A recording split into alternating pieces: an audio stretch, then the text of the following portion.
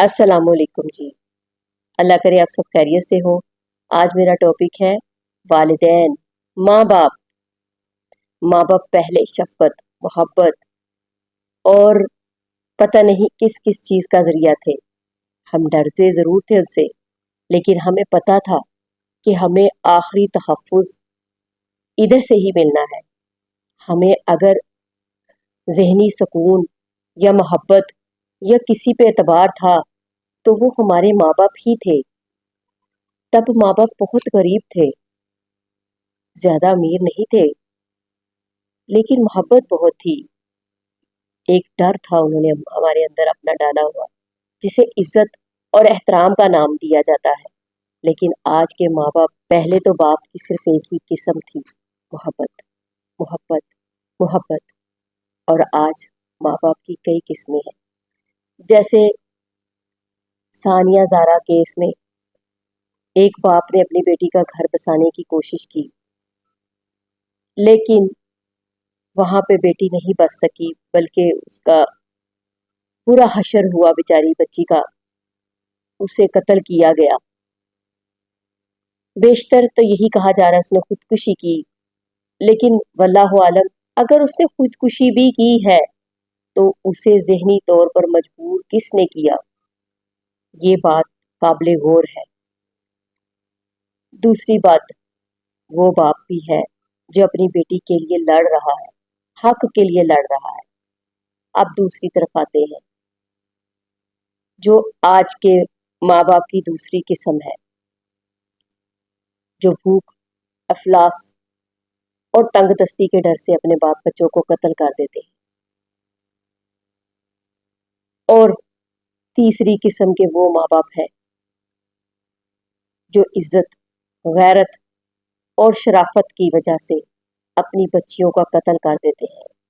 उसी एक किस्म की एक दास्तान है सईदा सोबिया बतूल।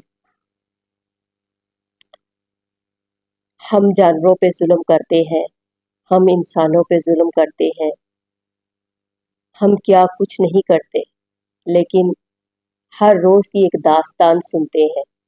लेकिन सुनने वाले ये ना कहें कि तो ये रोज़ का मामूल बन चुका है, समझ ले वो भी इस गुनाह में शामिल हो चुके, कि उनके दिल भी पत्थर हो चुके। इसलिए अपने दिल को पत्थर मत बनाइएगा।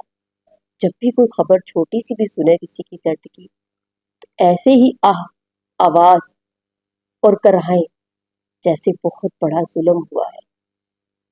लेकिन ये जो सोबिया बतूल बच्ची थी, इसके साथ बहुत बड़ा वाकई जुल्म हुआ।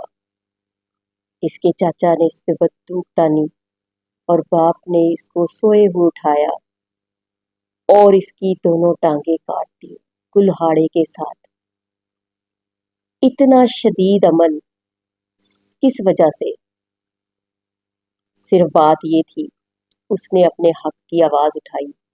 वो उस शख्स के साथ नहीं रहना चाहती थी जो शख्स उसके काबिल नहीं था, जो उसे मारता पीटता था, या उसे प्यार नहीं देता था, या उसे तहफ़्फ़ुज़ नहीं दे रहा था। तो फिर वो क्यों रहती उसके साथ? उसने उससे अलहदगी का फैसला क्या किया? वो इस हक से अपने माँ बाप के घर आई कि शायद मैं यहाँ पे महफूज रहूंगी।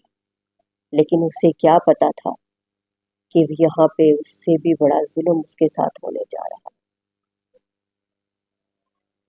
उसकी टांगे पहले बेदर्दी से काटी गई, फिर वो तड़पती रही कितने घंटे। सोचने का मन है कि सारे घर वाले थे, माँ थे, बहन थे, भाई थे।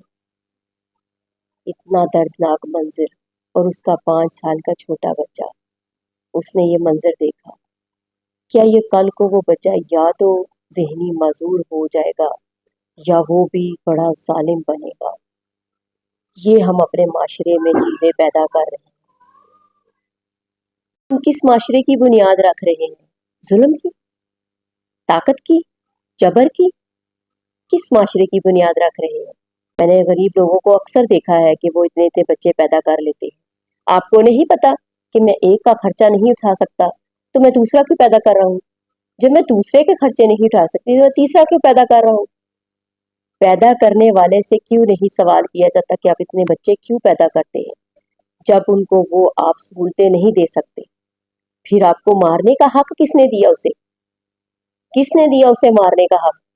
نہیں اٹھا سکتے تو چھوڑ دو اسے، کسی اللہ کی آس پہ چھوڑ دو، چلے جاؤ خود جنگلوں میں، نکل جاؤ، ان کی زندگی سے نکل جاؤ۔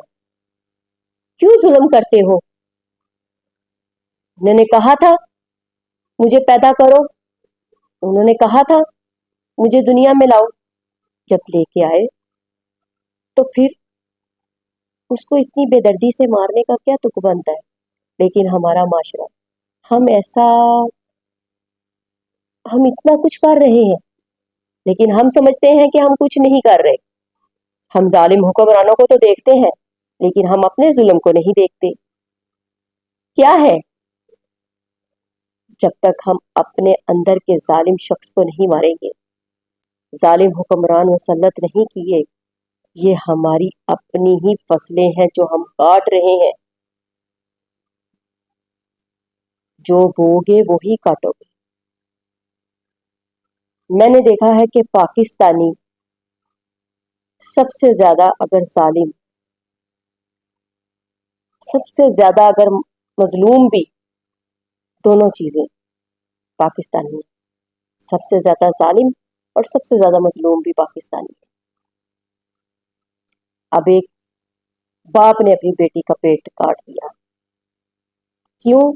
وہ بچیاں پیدا کرتی تھی، اور دولے جہالت کی ایک کہانی یاد آ جاتی ہے کہ جہالت میں ایک باپ نے اپنی بیٹی کو زندہ دفن کیا تھا، تو جب وہ اسلام لایا تو وہ زاروں کے دار روتا رہا، اور جب تک زندہ رہا وہ روتا رہا کہ مجھے اپنی بیٹی کی چیخیں سنائی دیتی، اور ہم بحیثیت مسلمان پیدا ہوئے، کیا ہمیں اس بچی کی چیخیں سنائی نہیں دیتی؟